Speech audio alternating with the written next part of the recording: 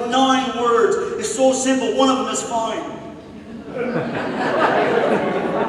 You see, the missus uses this word to end an argument when she knows she's right and I just need to shut up.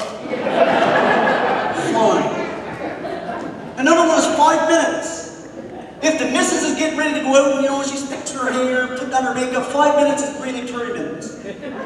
5 minutes is only 5 minutes when I'm watching the hockey game and she wants me to do something for her. Then it's 5 minutes. And then there's the word nothing. Nothing is the calm before the storm. What's wrong? Nothing.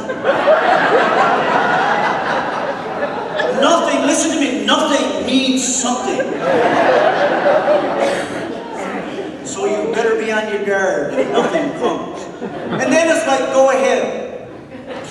Go ahead. Listen, this is not permission. If your missus says to you, go ahead, that's not permission. Don't do it. That's the most wicked threat that you can get.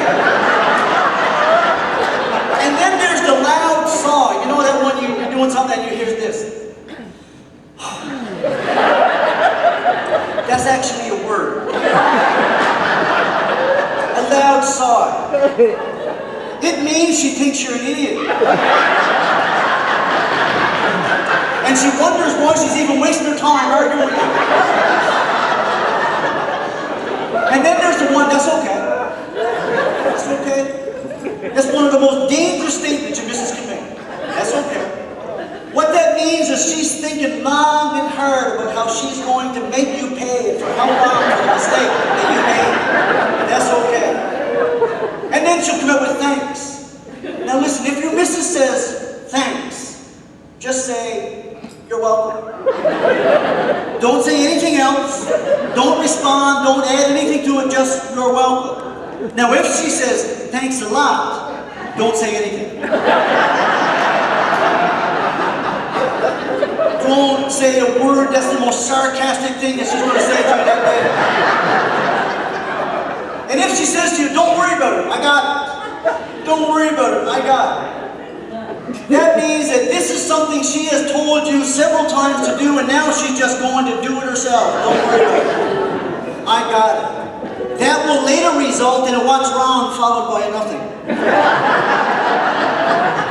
Some things you go shopping, you maybe like, you know, this time of year, lots of anniversaries coming up, birthdays, you know, Christmas coming sometime around, and you're going to go out and shop for your wife. You know, shopping for your wife, guys, is one of the most stressful things you're going to do. You will experience stress levels like that of a fighter pilot when you're trying to shop for your wife. No matter what you do, most times, you know what, you're not going to come out on a good end. I am a veteran, dysfunctional spousal shopper.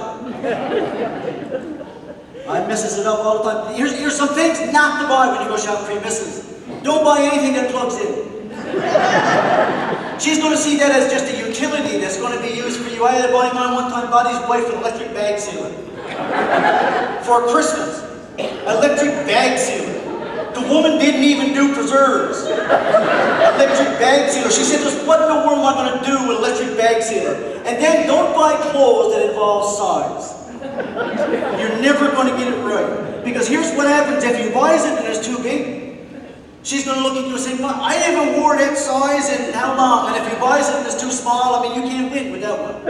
Don't buy anything that involves size. You only got one chance in 7,000 of getting it right. Don't buy anything that involves weight loss or self-improvement. She will see that as you're saying something that you may have no intention of saying.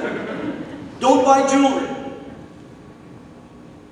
The jewelry that she wants, you can't afford. And the jewelry that you can afford, she don't want. So don't buy jewelry. And don't fall into this. Don't fall into the traditional trap of buying her frilly nightgowns and undergarments and all that kind of stuff. Your idea of the kind of thing that she should wear and her idea of the kind of things that she should wear are light years apart. So I'm going to finish up now with this. One missus, I mean, she's a fine woman. She's a handsome woman. We've been married now 31 years next month. She's a fine woman, put up with a lot from me over the years. She's handsome. I mean, her gorgeosity is unreal. She won the Miss Squid contest a few years ago when she was a young woman. Gorgeous, gorgeous woman. So whenever we get into a problem, we ever hit some rough spots, one of the things I always do is I tell her a love story. Love story always goes over it. So I'm going to tell you the love story that I tells her. And so guys, if you write it down every time you hit a bad spot, you just sit down and tell her this story. And it will smooth out the water. I mean, you will have her eating it in your hand. I mean, she'd be like putty in your hands, no problem. So this is my final and most important bit of advice for you. And then, so you want to write it down. So here's the story. Really what the story is, if you all heard the story of Cinderella? No? Boy, you fellas been living underneath a rock for about 40 years. Cinderella, so this is the Newfoundland version of Cinderella. Here we go. Once upon a time, in a corn country, there lived a very beautiful girl, and her name was Cinderella. And in this same corn country, there was a very prancing hince. And this prancing hince was going to have a fancy fall. So he invited the people for rouse and mound, especially the pitch people.